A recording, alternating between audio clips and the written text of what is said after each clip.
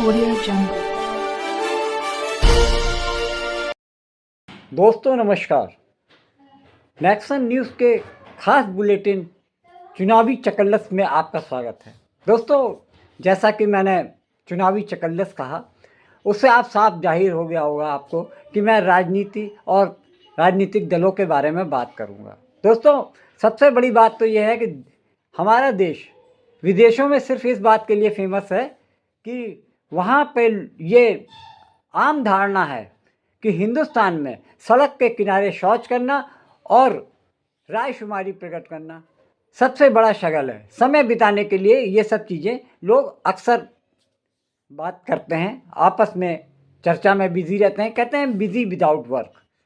दोस्तों, और इन सब चर्चा के लिए पान की दुकान और नाई की दुकान पे लोग अक्सर जुट जाते हैं, जहाँ पे सिर्फ इन सब चीज़ों पे चर्चा करके अपना समय, जो कि उनके लिए कोई कीमती नहीं है, वो वहाँ पे अपना सारा समय वहीं लगाते हैं। दोस्तों, जिस तरीके से आज के हालात दिख रहे हैं, आज राजनीतिक पार्टियां चुनाव की तैयारी में बुरी तरीके से जूझ रही हैं। उनको सिर्फ एक ही टारगेट नज़र आ रहा है कि किसी तरीके से 2024 का आम चुनाव जीता जाए। दोस्तों, बड़ी तगड़ी टक्कर चल रही है। ख़ास तौर से सत्ताधारी दल तो ये मान चुका है कि वो चुनाव जीत चुका है। सिर्फ चुनाव आयोग के ऐलान करने भर की देर है।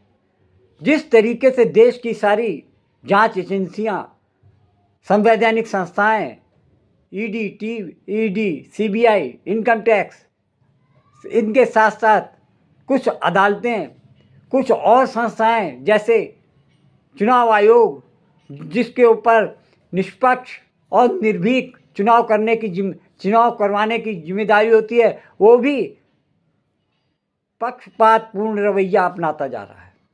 दोस्तों, जिस तरीके से पूरे देश में एक ही बात चल रही है, एक पार्टी सिर्फ एक ही नारा दे रहा है कि अब की बार 400 पार।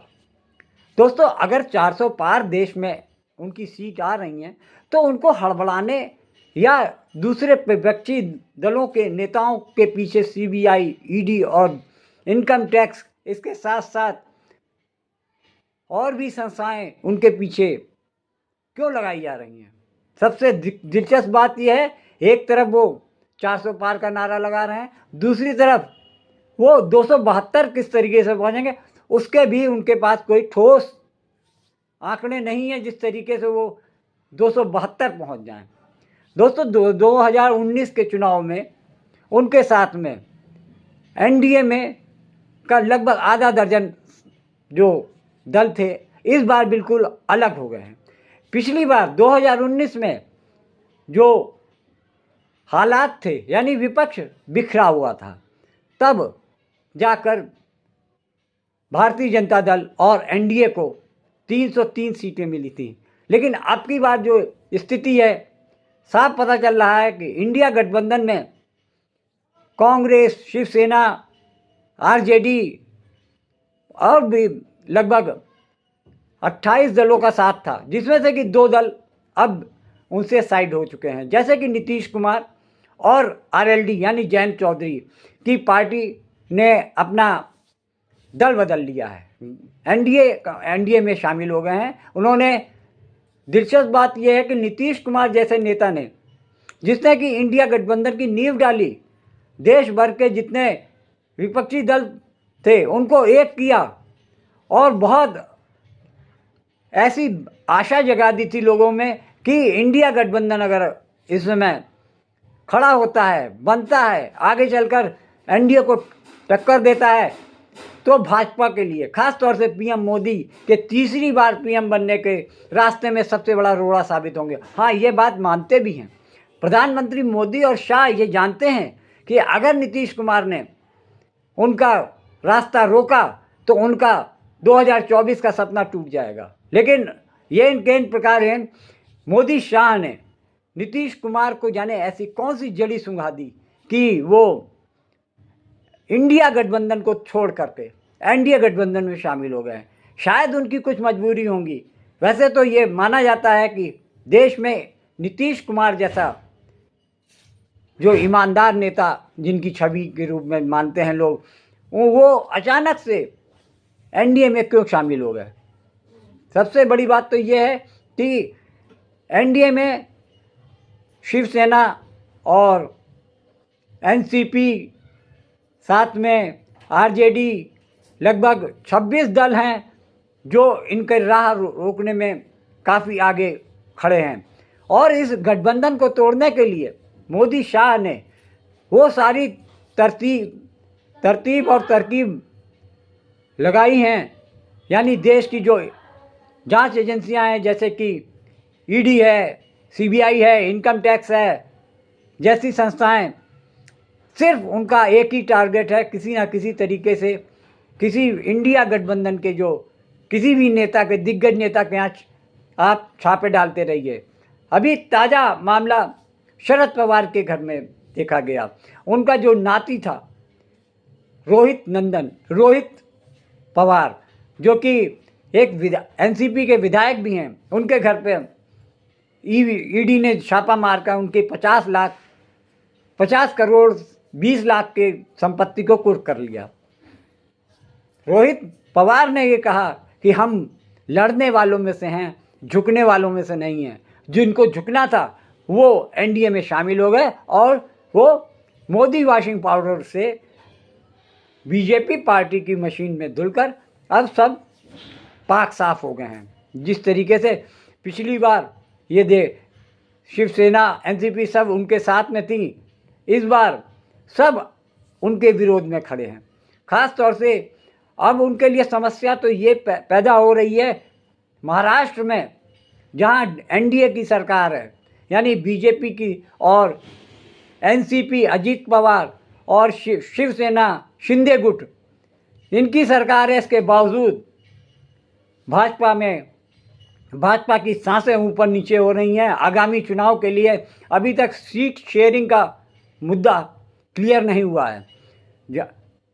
समाचार तो ये आ रहे हैं कि अमित शाह 2 बार इन नेताओं से मिल चुके हैं। अभी कुछ दिन पहले अमित शाह एनसीपी और शिंदे गुट के नेताओं से मिलकर उनको समझाने की कोशिश की और कहा कि उन्होंने जो फार्मूला दिया उससे एनसीपी के नेता और शिंदे गुट के नेता संतुष्ट नहीं हैं।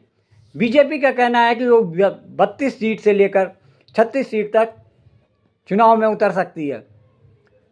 वो शिवसेना को वो 10 से 12 सीट देने को लिए तैयार है। इसके साथ में एनसीपी के अजीत पवार गुट को वो लगभग 7-8 सीट देने के लिए तैयार है।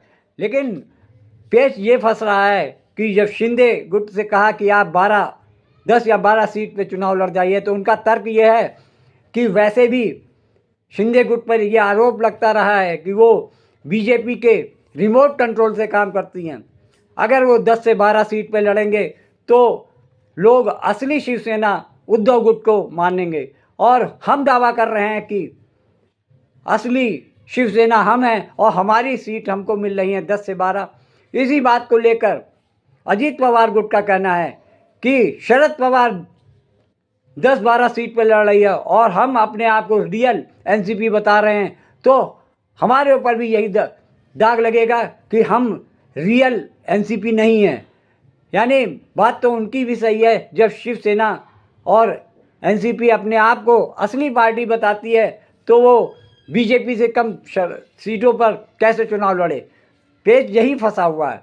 वहाँ अगर 4 दिन पहले अमित शाह जाकर सुलझाने की कोशिश करते हैं, लेकिन उसके बाद भी बात नहीं बनी, तो वो दिल्ली आते हैं और दिल्ली के आने के बाद वो एक बार फिर से सीएम शिंदे, प्रफुल्ल पटेल और अजीत पवार के साथ में दिल्ली आते हैं मिलने। लेकिन बात वहाँ पर भी जस की तस है। अमित शाह का कहना है कि हम आपको टिकट तो दे देंगे, लेकिन आपके पास मुंबई में या आपकी पार्टी में कहीं भी लोकसभा के प्रत्याशी दिख नहीं रहे हैं, और हम आपकी बात मान भी लें तो लेकिन हमारी एक शर्त है, वो शर्त ये है कि आप हमारे सिंबल पे चुनाव लड़ेंगे। मतलब पार्टी का कैंडिडेट कौन होगा ये हम तय करेंगे और उसको बीजेपी के सिंबल पे ही चुनाव लड़ना होगा, ताकि उनको भविष्य में दल या पार्टी समर्थन वापस लेने की हिम्मत नहीं होगी। ये बीजेपी की सोची समझी साजिश है। और उधर दूसरी तरफ जो एकनाथ शिंदे की पार्टी है और एनसीपी अजित पवार का ग्रुप है, वो अभी भी इस बात पे तैयार नहीं है। बीजेपी का कहना है कि लोकसभा में हम हमारे कैंडिडेट हमारे सिंबल पे लड़ेंगे और हमारी पार्टी के जो सदस्य होंगे वो ज़्यादा क्वांटिटी में लड़ेंगे, यानी उनको टिकट ज़्यादा से ज़्यादा मिलेगी। लेकिन आगामी विधानसभा चुनाव जो कि 2 या 4 महीने बाद ही महाराष्ट्र में होने हैं, उसको लेकर भी चर्चा हो रही है। उनने कहा कि बीजेपी हेडक्वार्टर में अमित शाह के आवास पर जो बैठक हुई उसमें इसी बात की चर्चा की गई कि आज हम लोकसभा में आप मिल के चुनाव लड़ेंगे और हमारे कैंडिडेट ज़्यादा होंगे, लेकिन विधानसभा चुनाव में हम आपकी पार्टी के साथ साथ पूरी तरीके से कोऑर्डिनेट करके विधानसभा चुनाव को जीतने की पूरी कोशिश करेंगे। दोस्तों, महाराष्ट्र का अभी मामला सिमटा भी नहीं था कि हरियाणा में भी बगावत हो गई। हरियाणा में देखिए, बीजेपी की दूसरे टर्म की सरकार चल रही है, वहाँ पर जेजेपी की पार्टी है, उसके साथ गठबंधन है। डिप्टी सीएम के तौर पर जेजेपी के नेता दुष्यंत चौटाला वहाँ पर कई समर्थन से सरकार चल रही है। 2019 में जब चुनाव हुए तब बीजेपी को इतना समर्थन नहीं था कि वो अकेले चुनाव लड़ते, लेकिन जेजेपी के 10 विधायकों के सहयोग से उनकी सरकार बनने में सफल रही और लोग इस बात से हैरत में पड़े हुए हैं कि बीजेपी से लड़कर, बीजेपी के खिलाफ चुनाव लड़कर जेजेपी ने 10 सीटें निकाली और फिर बाद में बीजेपी के साथ में ही जाकर उनके साथ में गठबंधन की सरकार बन गई।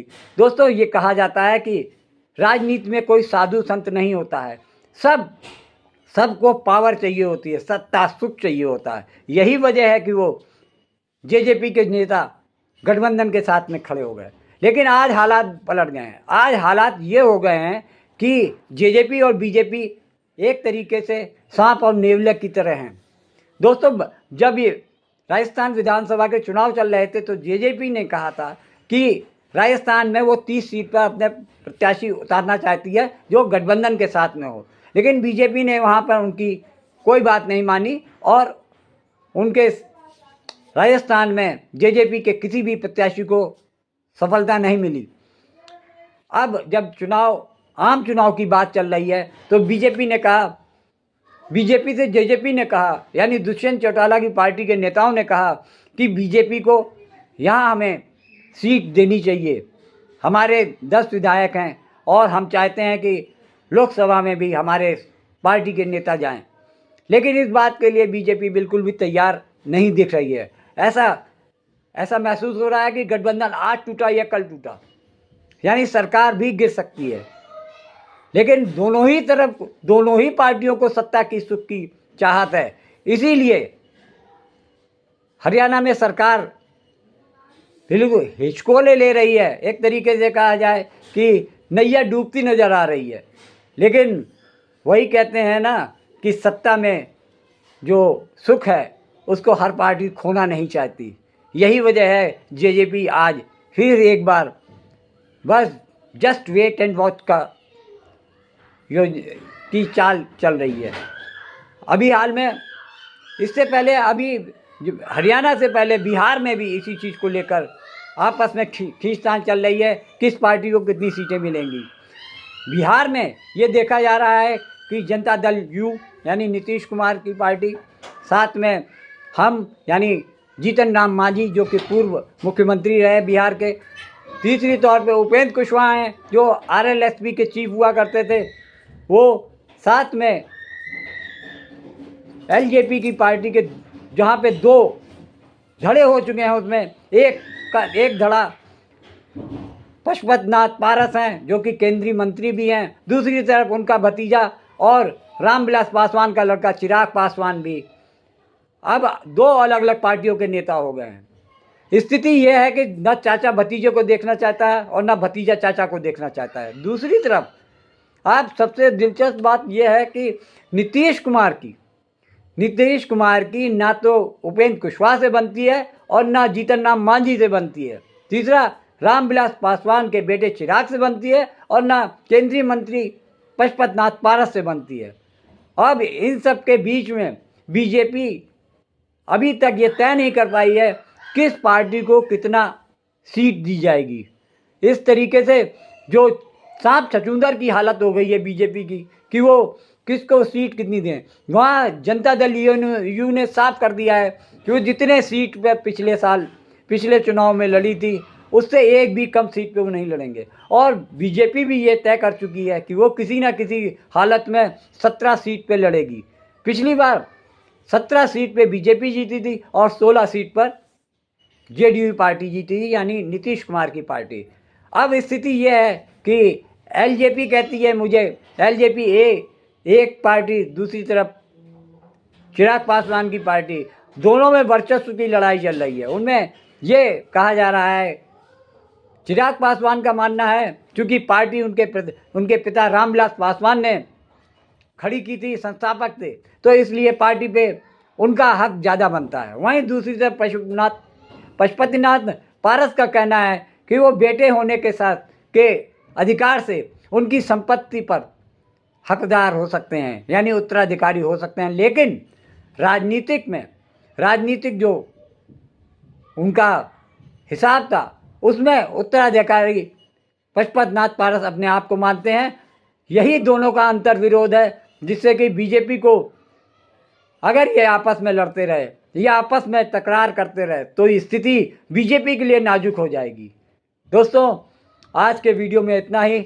आपको वीडियो अच्छा लगा हो तो सब्सक्राइब करें, लाइक करें, शेयर करें और कमेंट करके बताएं कि आपकी क्या राय है इस मामले में। नमस्कार।